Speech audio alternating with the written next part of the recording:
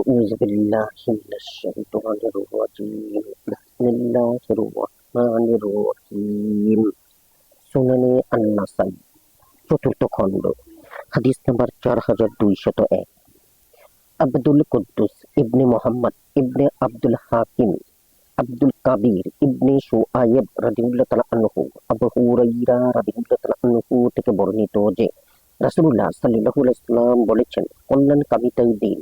লোকগণ জিজ্ঞাসা করলেন, ইয়া রাসূলুল্লাহ, কার জন্য? তিনি বললেন, আল্লাহর, তার কিতাবের, তার রাসূলের ও মুসলমানদের ইমামদের এবং মুসলিম সাধারণের জন্য। হাদিস নম্বর 4202 মুহাম্মদ ইবনে ইয়াহইয়া ইবনে আবদুল্লাহ রাদিয়াল্লাহু তাআলা আনহু আবু হুরায়রা রাদিয়াল্লাহু তাআলা আনহু থেকে বর্ণিত, তিনি বলেন, রাসূলুল্লাহ সাল্লাল্লাহু আলাইহি ওয়াসাল্লাম বলেছেন, প্রত্যেক ইমামের দুজন পরামর্শদাতা থাকে। এক পরামর্শদাতা হলো যে তাকে নেকি ও উত্তম কাজের আদেশ করে এবং তাকে মন্দ কাজ থেকে বিরত রাখে। আর এক পরামর্শদাতা হলো যে তার কাজে ফাসাদ সৃষ্টিতে ত্রুটি করে না।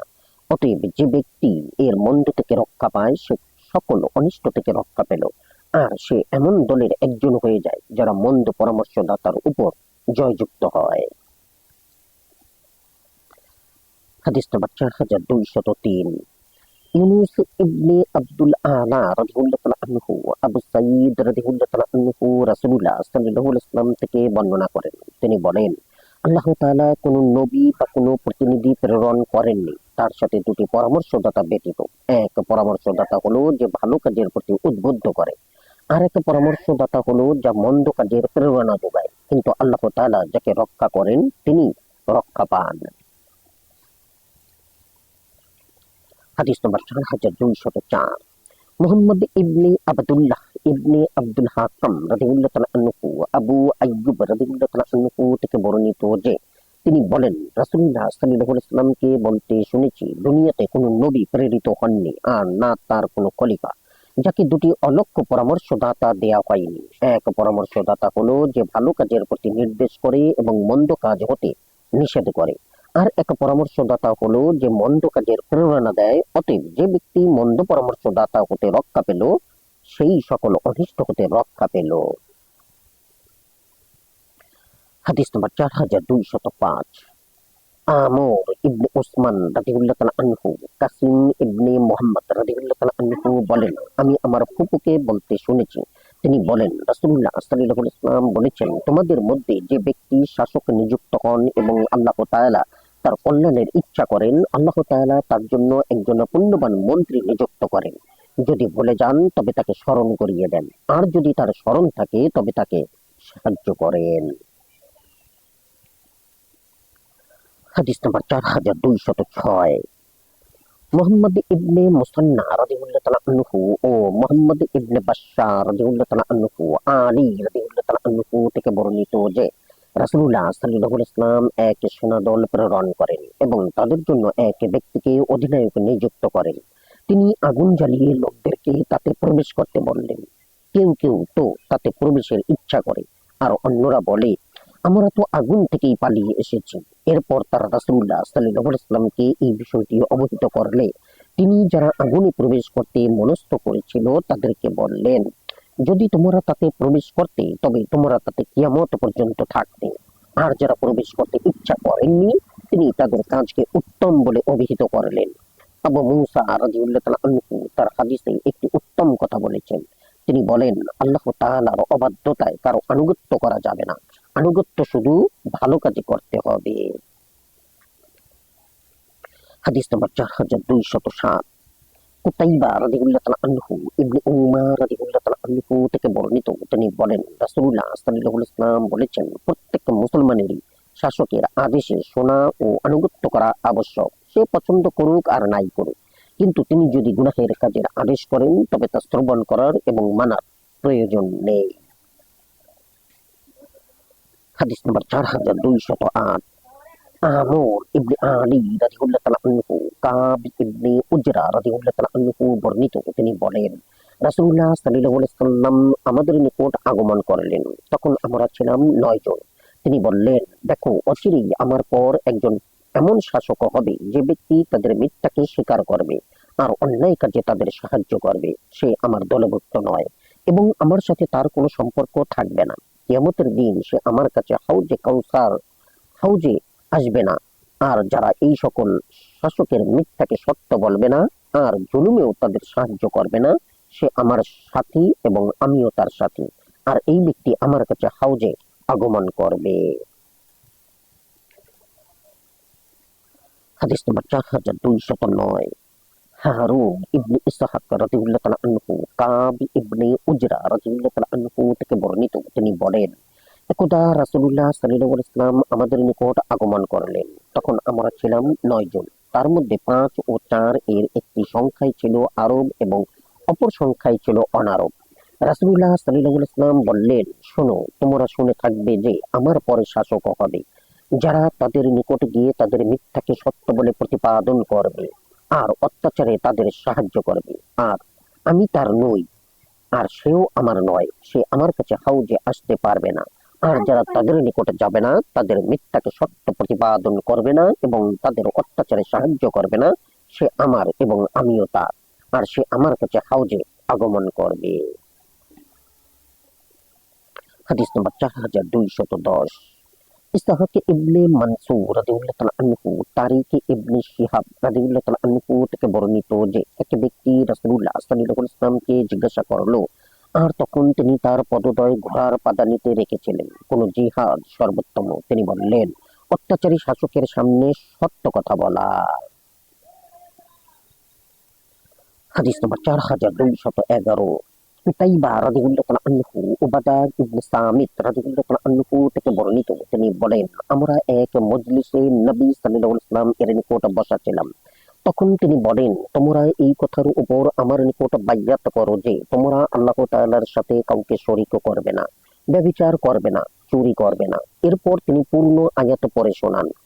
পরে তোমাদের মধ্যে যে ব্যক্তি তার বাইআত পূর্ণ করবে তার বিনিময়ে আল্লাহ তাআলার নিকট হয়েছে। আর যে ব্যক্তি ওই সকলের মধ্যে কোনো একটা করবে, তারপর যদি আল্লাহ তার এই কাজকে গোপন রাখেন, তবে তা আল্লাহর উপর নির্ভর করে। তিনি ইচ্ছা করলে শাস্তি দেবেন আর ইচ্ছা করলে ক্ষমা করবেন। হাদিস নম্বর 4212। মুহাম্মদ ইবনে আদম রাদিয়াল্লাহু তাআলা আনহু আবু হুরায়রা রাদিয়াল্লাহু তাআলা আনহু নবী সাল্লাল্লাহু আলাইহি ওয়াসাল্লাম থেকে বর্ণনা করেছেন, তিনি বলেন, অচিরে তোমরা শাসক হওয়ার লোভ করবে, অথচ তার শেষ ফল লজ্জাকর ও অনুতাপের হয়। কেননা তা অতি উত্তম দুগ্ধদায়িনী, অর্থাৎ যখন তা লাভ হয় তখন তো খুবই উত্তম মনে হয়, আর অতি নিকৃষ্ট ছাড়ানদাত্রী, অর্থাৎ যখন তা চলে যায় তখন খুবই বেদনাদায়ক হয়। হাদিস নম্বর 4213। আহমদ ইবনে সুলাইমান রাদিয়াল্লাহু তাআলা আনহু আমর ইবনে শুয়াইব রাদিয়াল্লাহু তাআলা আনহু তার পিতার মাধ্যমে তার দাদা থেকে বর্ণনা করেন, তিনি বলেন, রাসূলুল্লাহ সাল্লাল্লাহু আলাইহি ওয়াসাল্লামকে আকিকা সম্বন্ধে জিজ্ঞাসা করা হলে তিনি বলেন, আল্লাহ তাআলা মাতা পিতার অবাধ্যতাকে পছন্দ করেন না। যেন তিনি এই আকিকার নামকে অপছন্দ করলেন। ওই ব্যক্তি আরজ করলো, ইয়া রাসূলুল্লাহ, আমি আপনার নিকটে জিজ্ঞাসা করছি, কারো সন্তান হলে সন্তানের পক্ষ হতে যা জবেহ করা হয় সেই বিষয়ে। তিনি বললেন, যে ব্যক্তি স্বীয় সন্তানের পক্ষ হতে জবেহ করতে ইচ্ছা করে, সে যেন ছেলে সন্তানের পক্ষ হতে 2টি বকরি জবেহ করে একই ধরনের, এবং কন্যা সন্তানের পক্ষ হতে 1টি বকরি জবেহ করে। রাবি দাউদ রাদিয়াল্লাহু তাআলা আনহু বলেন, আমি যায়েদ ইবনে আসলাম রাদিয়াল্লাহু তাআলা আনহু এর নিকটে জিজ্ঞাসা করলাম, এক প্রকার অর্থ কি? তিনি বললেন, দেখতে যেন একই প্রকার হয়, একত্রে জবেহ করা হয়। হাদিস নম্বর 4214। হুসাইন ইবনে হুরাইস রাদিয়াল্লাহু তাআলা আনহু আবু উরাইদা রাদিয়াল্লাহু তাআলা আনহু থেকে বর্ণিত যে রাসূলুল্লাহ সাল্লাল্লাহু আলাইহি ওয়াসাল্লাম হযরত হাসান এবং হুসাইনের পক্ষে আকীকা করেন। হাদিস নম্বর 4215। মুহাম্মদ ইবনে মুসান্না রাদিয়াল্লাহু তাআলা আনহু সালমান ইবনে আমির জাব্বি রাদিয়াল্লাহু তাআলা আনহু থেকে বর্ণিত যে রাসূলুল্লাহ সাল্লাল্লাহু আলাইহি ওয়াসাল্লাম বলেছেন, পুত্র সন্তানের ক্ষেত্রে আকীকা আছে, কাজেই তার জন্য জবেহ করবে এবং তার মাথা মুন্ডন করবে। হাদিস নম্বর 4216। আহমদ ইবনে সুলাইমান রাদিয়াল্লাহু তাআলা আনহু উম্মে কুরাজ রাদিয়াল্লাহু তাআলা আনহু থেকে বর্ণিত যে রাসূলুল্লাহ সাল্লাল্লাহু আলাইহি ওয়াসাল্লাম বলেছেন, পুত্র সন্তানের জন্য 2টি বকরি যা একই প্রকার হবে এবং কন্যা সন্তানের জন্য 1টি বকরি জবেহ করতে হবে। হাদিস নম্বর 4217। উবাইদুল্লাহ ইবনে সাইদ রাদিয়াল্লাহু তাআলা আনহু উম্মে কুরাজ রাদিয়াল্লাহু তাআলা আনহু থেকে বর্ণিত যে তিনি বলেন রাসূলুল্লাহ সাল্লাল্লাহু আলাইহি ওয়াসাল্লাম বলেছেন, ছেলে সন্তানের আকিকায় দুটি বকরি একই রকমের, কন্যা সন্তানের আকিকায় একটি বকরি জবেহ করতে হবে।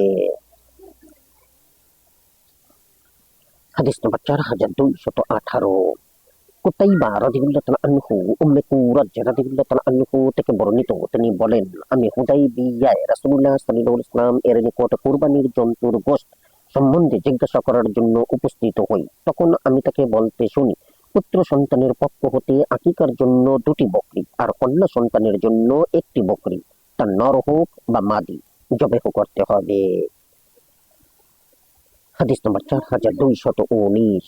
আমর ইবনে আলী রাদিয়াল্লাহু তাআলা আনহু উম্মে কুরাজ রাদিয়াল্লাহু তাআলা আনহু থেকে বর্ণিত যে রাসূলুল্লাহ সাল্লাল্লাহু আলাইহি ওয়াসাল্লাম বলেছেন, পুত্র সন্তানের জন্য দুটি বকরি এবং কন্যা সন্তানের জন্য একটি বকরি জবেহ করতে হবে, তা নর হোক বা মাদি।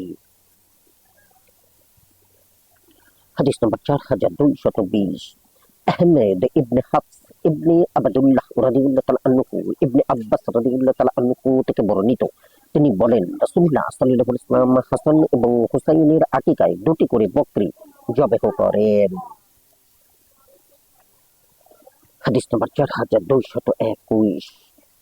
আমর ইবনে আলী ও মুহাম্মদ ইবনে আব্দুল আলা রাদিয়াল্লাহু তাআলা আনহু সামুরা ইবনে জুনদুব রাদিয়াল্লাহু তাআলা আনহু রাসূলুল্লাহ সাল্লাল্লাহু আলাইহি ওয়াসাল্লাম হতে বর্ণনা করেছেন, তিনি বলেন, প্রত্যেকের সন্তান স্বীয় আকিকার সাথে আবদ্ধ, তার পক্ষ হতে তা তার জন্মের সপ্তম দিনে জবেহ করতে হবে। সেদিন তার মাথা মুন্ডন করতে হবে এবং তার নাম রাখতে হবে। হাদিস নম্বর 4222।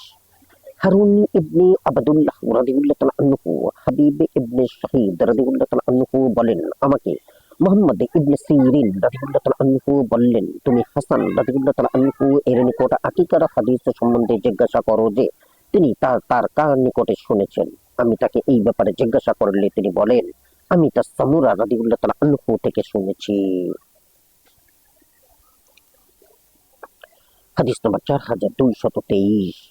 ইসহাক ইবনে ইব্রাহিম রাদিয়াল্লাহু তাআলা আনহু আবু হুরায়রা রাদিয়াল্লাহু তাআলা আনহু থেকে বর্ণিত তিনি বলেন, রাসূলুল্লাহ সাল্লাল্লাহু আলাইহি ওয়াসাল্লাম বলেছেন, এখন ফারা এবং আতিরা নেই।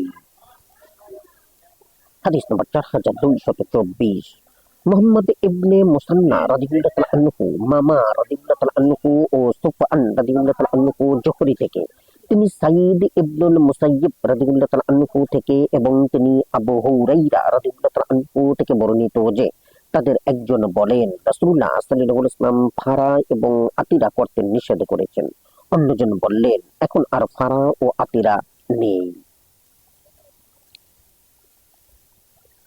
হাদিস নম্বর 4225।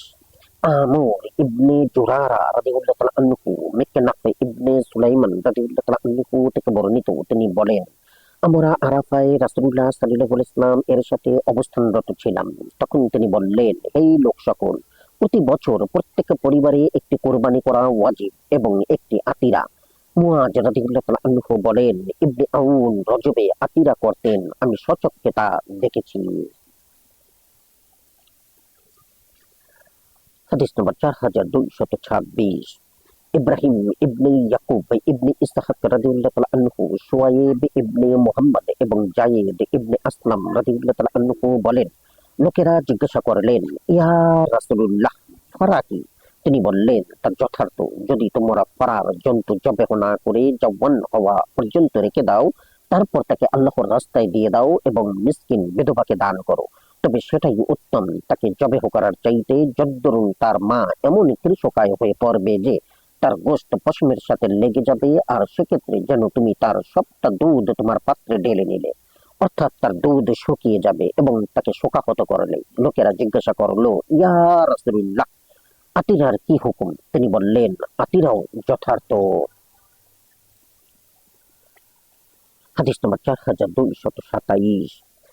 সুওয়াদ ইবনে নাসর রাদিয়াল্লাহু তাআলা আনহু হারিস ইবনে আমর রাদিয়াল্লাহু তাআলা আনহু বলেন, তিনি রাসূলুল্লাহ সাল্লাল্লাহু আলাইহি ওয়াসাল্লাম এর সঙ্গে বিদায় হজের সময় সাক্ষাৎ করেন। তখন তিনি তার আজবান নামক উটনীর উপর সওয়ার ছিলেন। আমি তার একদিকে এসে বললাম, ইয়া রাসূলুল্লাহ, আমার মাতা পিতা আপনার উপর কুরবান হোক, আমার জন্য ক্ষমা প্রার্থনা করুন। তিনি বললেন, আল্লাহ তোমাদেরকে ক্ষমা করুন। এরপর আমি বিশেষভাবে আমার জন্য ক্ষমা প্রার্থনার উদ্দেশ্যে অন্যদিকে দিয়ে তার কাছে এসে বললাম, ইয়া রাসূলুল্লাহ, আমার জন্য ক্ষমা প্রার্থনা করুন। তখন তিনি তার হাত দ্বারা ইশারা করে বলেছেন, আল্লাহ তোমাদের সকলকে ক্ষমা করুন। তখন উপস্থিত লোকদের এক ব্যক্তি বললেন, ইয়া রাসূলুল্লাহ, আতিরা এবং ফারার ব্যাপারে আপনি কি বলেন? তিনি বললেন, যার ইচ্ছা আতিরা করো আর যার ইচ্ছা করবে না, আর যার ইচ্ছা ফারা করবে, যার ইচ্ছা করবে না। কিন্তু বকরির কোরবানি ওয়াজিব। তখন তিনি তার একটি আঙ্গুল ব্যতীত সবগুলো আঙ্গুল গুটিয়ে নেন। হাদিস নম্বর 4228।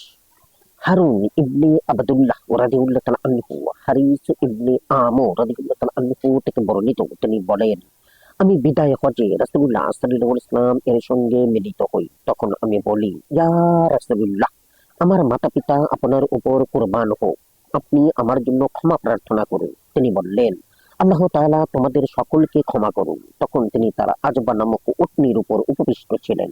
এরপর আমি অন্যদিকে ঘুরে গেলাম। হাদিসের শেষ পর্যন্ত বর্ণনা করেন।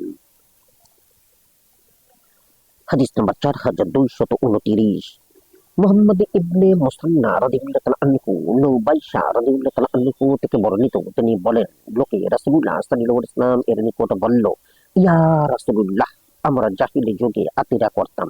তিনি বললেন, যে কোনো মাসে আল্লাহর জন্য জবেহ করো, নেকি করো, অভাবগ্রস্তকে আল্লাহর ওয়াস্তে খাওয়াও। হাদিস নম্বর 4230। আমর ইবনে আলী রাদিয়াল্লাহু তাআলা আনহু নুবাইশা রাদিয়াল্লাহু তাআলা আনহু থেকে বর্ণিত, তিনি বলেন, এক ব্যক্তি মিনায় উচ্চ স্বরে বলল, ইয়া রাসূলুল্লাহ, আমরা জাহিলি যুগে রজব মাসে আতিরা করতাম। এখন আপনি আমাদেরকে কি আদেশ করেন? তিনি বললেন, যে কোনো মাসেই আল্লাহর নামে জবেহ করতে পারো, আল্লাহর জন্য নেক কাজ করো এবং খাদ্য দান করো। সে ব্যক্তি বলল, আমরা তো ফারাও করতাম। এখন আপনি আমাদেরকে কি আদেশ করেন? তিনি বললেন, প্রত্যেক জন্তুতে যারা চড়ে বেড়ায় ফারা শাবক রয়েছে, তার মা তাকে খাওয়াতে থাকুক। যখন তা বড় হবে তখন তাকে জবেহ করে গোশত সাদকা করে দিও। হাদিস নম্বর 4231। আব্দুল্লাহ ইবনে মুহাম্মদ ইবনে আব্দুর রহমান রাদিয়াল্লাহু তাআলা আনহু হুজাইল গোত্রের এক ব্যক্তি নুবাইশা রাদিয়াল্লাহু তাআলা আনহু রাসূলুল্লাহ সাল্লাল্লাহু আলাইহি ওয়াসাল্লাম থেকে বর্ণনা করেন। তিনি বলেন, আমি 3 দিনের বেশি কুরবানির গোশত রাখতে নিষেধ করেছিলাম, যাতে তোমাদের সকলে তা খেতে পায়। কিন্তু এখন আল্লাহ সচ্ছলতা দান করেছেন। অতএব এখন তোমরা খাও, দান করো এবং জমা করে রাখতে পারো। আর এই সকল দিন হলো খাওয়া, পান করা এবং আল্লাহকে স্মরণ করার দিন। একই ব্যক্তি বলল, আমরা জাহিলি যুগে রজব মাসে আতিরা করতাম। এখন আপনি কি আদেশ করেন? তিনি বললেন, আল্লাহর জন্য জবেহ করো, তা যে মাসেই হোক।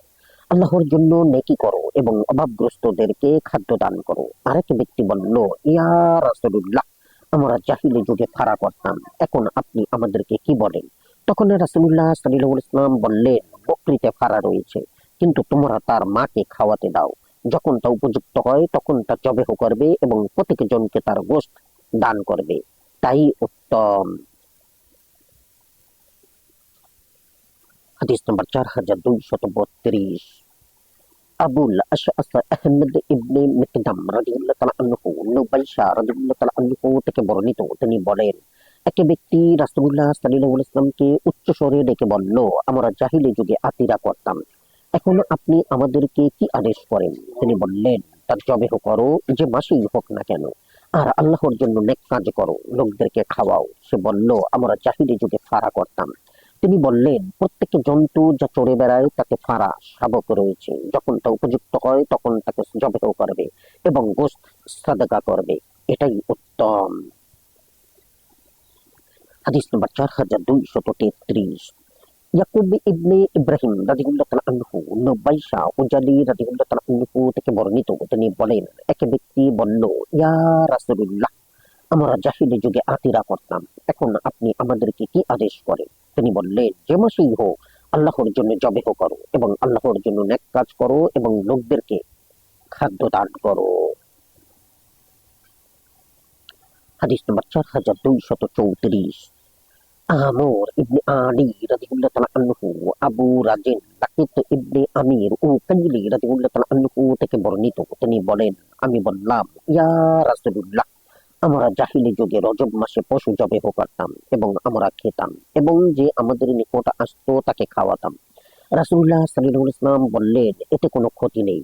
ওকি ইবনে উদুস বলেন, আমি তা পরিত্যাগ করব না। হাদিস নম্বর 4235। কুতাইবা রাদিয়াল্লাহু তাআলা আনহু মাইমুনা রাদিয়াল্লাহু তাআলা আনহু থেকে বর্ণিত যে নবী সাল্লাল্লাহু আলাইহি ওয়াসাল্লাম একটি মৃত পড়ে থাকা বকরীর নিকট দিয়ে যাচ্ছিলেন। তিনি বললেন, এটি কার? লোকেরা বলল, এটি মাইমুনা রাদিয়াল্লাহু তাআলা আনহা এর বকরী। রাসূলুল্লাহ সাল্লাল্লাহু আলাইহি ওয়াসাল্লাম বললেন, যদি সে এর চামড়া কাজে লাগাতো তবে কোনো পাপ ছিল না। লোকেরা বলল, এটি তো মৃত। তিনি বললেন, আল্লাহ তাআলা একে খাওয়া হারাম করেছেন।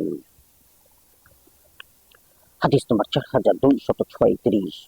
মুহাম্মদ ইবনে সালামা ও হারিস ইবনে মিসকিন রাদিয়াল্লাহু তাআলা আনহু ইবনে আব্বাস রাদিয়াল্লাহু তাআলা আনহু থেকে বর্ণিত, তিনি বলেন, রাসূলুল্লাহ সাল্লাল্লাহু আলাইহি ওয়াসাল্লাম একটি মৃত বকরীর নিকট দিয়ে যাচ্ছিলেন, যা তিনি মাইমুনা রাদিয়াল্লাহু তাআলা আনহা এর আজাদকৃত দাসীকে দান করেছিলেন। তিনি জিজ্ঞাসা করেন, এর চামড়া দ্বারা উপকৃত হলে না কেন? উপস্থিত লোকেরা বলল, ইয়া রাসূলুল্লাহ, এটি তো মৃত। রাসূলুল্লাহ সাল্লাল্লাহু আলাইহি ওয়াসাল্লাম বললেন, এর কেবল খাওয়াকেই হারাম করা হয়েছে। হাদিস নম্বর 4237। আব্দুল মালিক ইবনে শুয়াইব ইবনে লায়ব ইবনে সাদ রাদিয়াল্লাহু তাআলা আনহু ইবনে আব্বাস রাদিয়াল্লাহু তাআলা আনহু থেকে বর্ণিত, তিনি বলেন, রাসূলুল্লাহ সাল্লাল্লাহু আলাইহি ওয়াসাল্লাম মাইমুনা রাদিয়াল্লাহু তাআলা আনহা এর আজাদকৃত দাসী একটি মৃত বকরী দেখতে পান, আর তা ছিল সাদকার বকরী। তিনি বললেন, যদি সে এর চামড়া খুলে নিয়ে তা কাজে লাগাতো তবে ভালো হতো। লোকজন বলল, এটি তো মৃত। তিনি বললেন, হারাম করা হয়েছে তো কেবল এর গোশত খাওয়া। হাদিস নম্বর 4238। আব্দুর রহমান ইবনে খালিদ কাত্তান রাক্কি রাদিয়াল্লাহু তাআলা আনহু মাইমুনা রাদিয়াল্লাহু তাআলা আনহা থেকে বর্ণিত যে এটি বকরী মারা গেলে নবী সাল্লাল্লাহু আলাইহি ওয়াসাল্লাম বললেন, যদি তোমরা এই চামড়া দাবাগত করে তা কাজে লাগাতে। হাদিস নম্বর 4239। মুহাম্মদ ইবনে মানসুর রাদিয়াল্লাহু তাআলা আনহু ইবনে আব্বাস রাদিয়াল্লাহু তাআলা আনহু থেকে বর্ণিত, তিনি বলেন, নবী সাল্লাল্লাহু আলাইহি ওয়াসাল্লাম মাইমুনা রাদিয়াল্লাহু তাআলা আনহা এর নিকট একটি মৃত বকরীর নিকট দিয়ে যাওয়ার সময় বললেন, তোমরা এর চামড়া ছড়িয়ে নিলে না কেন, যা তোমরা দাবাগত করে তা কাজে লাগাতে পারতে। হাদিস নম্বর 4240। মুহাম্মদ ইবনে কুদামা রাদিয়াল্লাহু তাআলা আনহু ইবনে আব্বাস রাদিয়াল্লাহু তাআলা আনহু বলেন, নবী সাল্লাল্লাহু আলাইহি ওয়াসাল্লাম একটি মৃত বকরীর নিকট দিয়ে যাচ্ছিলেন, তখন বলেন, তোমরা এর চামড়া দ্বারা কেন উপকৃত হলে না? হাদিস নম্বর 4241। মুহাম্মদ ইবনে আব্দুল আজিজ ইবনে আবু রিজমা রাদিয়াল্লাহু তাআলা আনহু নবী সাল্লাল্লাহু আলাইহি ওয়াসাল্লাম এর সহধর্মিণী সাউদা রাদিয়াল্লাহু তাআলা আনহা থেকে বর্ণিত, তিনি বলেন, আমাদের একটি বকরী মারা গেল, আমরা তার চামড়া দাবাগত করে রং করে তাতে নাবিজ তৈরি করতাম, পরে তা পুরাতন মশকে পরিণত হয়। হাদিস নম্বর 4242। কুতাইবা ও আলী ইবনে হুজর রাদিয়াল্লাহু তাআলা আনহু ইবনে আব্বাস রাদিয়াল্লাহু তাআলা আনহু থেকে বর্ণিত, তিনি বলেন, রাসূলুল্লাহ সাল্লাল্লাহু আলাইহি ওয়াসাল্লাম বলেছেন, কোন চামড়া দাবাগত করা হলে তা পাক হয়ে যায়। হাদিস নম্বর 4243। রাবি ইবনে সুলাইমান ইবনে দাউদ রাদিয়াল্লাহু তাআলা আনহু ইবনে ওয়ালা রাদিয়াল্লাহু তাআলা আনহু থেকে বর্ণিত যে তিনি ইবনে আব্বাস রাদিয়াল্লাহু তাআলা আনহুকে জিজ্ঞাসা করেন, আমরা পশ্চিম আফ্রিকায় জিহাদে গমন করি এবং সেখানকার লোক প্রতিমা পূজক, তাদের নিকট পানি এবং দুধের মশক থাকে। ইবনে আব্বাস বললেন, কোন চামড়া দাবাগত করলে তা পাক হয়ে যায়। ইবনে ওয়ালা বললেন, এটি কি আপনি নিজের পক্ষ থেকে বলেছেন, না রাসূলুল্লাহ সাল্লাল্লাহু আলাইহি ওয়াসাল্লামের পক্ষ থেকে শুনেছেন? তিনি বললেন, বরং রাসূলুল্লাহ সাল্লাল্লাহু আলাইহি ওয়াসাল্লাম এর নিকট শুনেছি। হাদিস নম্বর 4244। উবাইদুল্লাহ ইবনে সাইদ রাদিয়াল্লাহু তাআলা আনহু সালামা ইবনে মুহাব্বিক রাদিয়াল্লাহু তাআলা আনহু থেকে বর্ণিত যে রাসূলুল্লাহ সাল্লাল্লাহু আলাইহি ওয়াসাল্লাম তাবুক যুদ্ধে এক মহিলার নিকট পানি চেয়ে পাঠান। সেই মহিলা বলে পাঠালো যে, আমার নিকট পানি তো আছে, কিন্তু তা মৃত জন্তুর মশকে ভরা রয়েছে। তিনি জিজ্ঞাসা করলেন, তুমি কি তা দাবাগত করেছিলে? সেই মহিলা বলল, হ্যাঁ। তখন রাসূলুল্লাহ সাল্লাল্লাহু আলাইহি ওয়াসাল্লাম বললেন, দাবাগত করনি, তার পবিত্রকরণ। হাদিস নম্বর 4245। হুসাইন ইবনে মানসুর ইবনে জাফর নিশাপুরী রাদিয়াল্লাহু তাআলা আনহু আয়েশা রাদিয়াল্লাহু তাআলা আনহা থেকে বর্ণিত, তিনি বলেন, রাসূলুল্লাহ সাল্লাল্লাহু আলাইহি ওয়াসাল্লাম এর নিকট মৃত জন্তুর চামড়া সম্বন্ধে জিজ্ঞাসা করলে তিনি বললেন, দাবাগত করনি, তার পবিত্রতা সাধক। হাদিস নম্বর 4246। উবাইদুল্লাহ ইবনে সাদ ইবনে ইব্রাহিম রাদিয়াল্লাহু তাআলা আনহু আয়েশা রাদিয়াল্লাহু তাআলা আনহা থেকে বর্ণিত, তিনি বলেন, নবী সাল্লাল্লাহু আলাইহি ওয়াসাল্লামকে মৃত জন্তুর চামড়া সম্বন্ধে জিজ্ঞাসা করা হলে তিনি বলেন, দাবাগত করনি, তার পবিত্রকরণ। হাদিস নম্বর 4247। আইয়ুব ইবনে মুহাম্মদ উজ্জান রাদিয়াল্লাহু তাআলা আনহু আয়েশা রাদিয়াল্লাহু তাআলা আনহা থেকে বর্ণিত যে রাসূলুল্লাহ সাল্লাল্লাহু আলাইহি ওয়াসাল্লাম বলেছেন, মৃত পশুর চামড়া পবিত্র হয় দাবাগত দ্বারা। হাদিস নম্বর 4248। ইব্রাহিম ইবনে ইয়াকুব রাদিয়াল্লাহু তাআলা আনহু আয়েশা রাদিয়াল্লাহু তাআলা আনহা থেকে বর্ণিত, তিনি বলেন, রাসূলুল্লাহ সাল্লাল্লাহু আলাইহি ওয়াসাল্লাম বলেছেন, মৃত পশুর চামড়া পাক করার উপায় হলো দাবাগত করা। হাদিস নম্বর 4249। সুলাইমান ইবনে দাউদ রাদিয়াল্লাহু তাআলা আনহু নবী সাল্লাল্লাহু আলাইহি ওয়াসাল্লাম এর সহধর্মিণী মাইমুনা রাদিয়াল্লাহু তাআলা আনহা থেকে বর্ণিত যে রাসূলুল্লাহ সাল্লাল্লাহু আলাইহি ওয়াসাল্লাম এর সামনে দিয়ে কুরাইশ গোত্রের কয়েকজন লোক বের হলো। তারা একটি মরা বকরীকে গাধার ন্যায় হেঁচড়ে নিয়ে যাচ্ছিল। তা দেখে রাসূলুল্লাহ সাল্লাল্লাহু আলাইহি ওয়াসাল্লাম বললেন, যদি তোমরা তার চামড়া খুলে নিতে তবে ভালো হতো। তারা বলল, এটি তো মৃত। তখন রাসূলুল্লাহ সাল্লাল্লাহু আলাইহি ওয়াসাল্লাম বললেন, তাকে পানি এবং কারাজ পবিত্র করে দেয়। হাদিস নম্বর 4250। ইসমাঈল ইবনে মাসউদ রাদিয়াল্লাহু তাআলা আনহু আবদুল্লাহ ইবনে উকাইম রাদিয়াল্লাহু তাআলা আনহু থেকে বর্ণিত, তিনি বলেন, রাসূলুল্লাহ সাল্লাল্লাহু আলাইহি ওয়াসাল্লাম এর চিঠি আমাদের সামনে পাঠ করা হয়, আর তখন আমি ছিলাম যুবক। তাতে লেখা ছিল, তোমরা মৃত জন্তুর চামড়া এবং হাড় দ্বারা উপকার গ্রহণ করবে না। আমানতু বিল্লাহ। জাযাকুমুল্লাহু খাইরান। আসসালামু আলাইকুম।